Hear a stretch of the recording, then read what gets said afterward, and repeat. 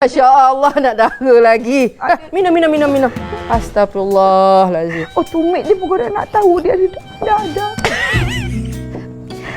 Ping. Oh, tumit dia.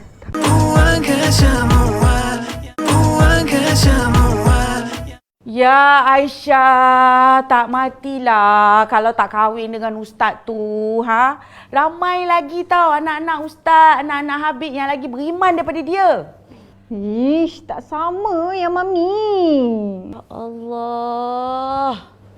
Tak payah nak mengada lah Syah. Nanti ni, Mami tanya tu kan, siapa tu anak Habib Ghazali. Elok budak tu. Ana lah mahu. Aish tak nak. Tak payah mengada nak kejar ustaz tu sangat. Mami dah tak boleh lah. Tak lalulah nak tengok mak dia sejak dia belagak pasal nasab dia tu. Tak faham ke?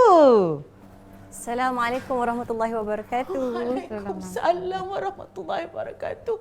Sejuk hati Mami tengok muka Fatimah. Kau dari mana? Dari mana?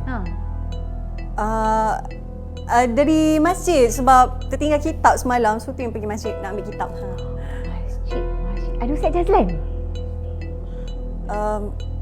Ustaz Zazlan tak ada. Tak nampak pun. Tak ada. Oh, tak ada ini bukan Ustaz Abdullah ke datang masjid? Kan? Jangan buat-buat lupa pula ya. Jangan sibuk nak datang bila ustaz-ustaz muda je yang bagi tausiah.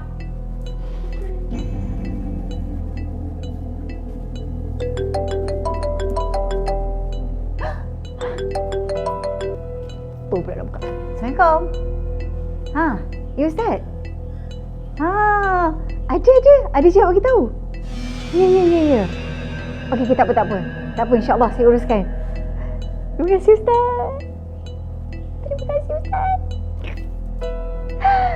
Kau tahu tak Ustaz Wadi call aku? Ustaz Wadi bagi tahu yang Ustaz Jazlan minta buat daurah dia dekat KL. Jadi maknanya Ustaz ingat tentang daurah tu. Bila Ustaz Jazlan ingat tentang daurah tu, maknanya Ustaz ingat tentang aku. Ya Allah.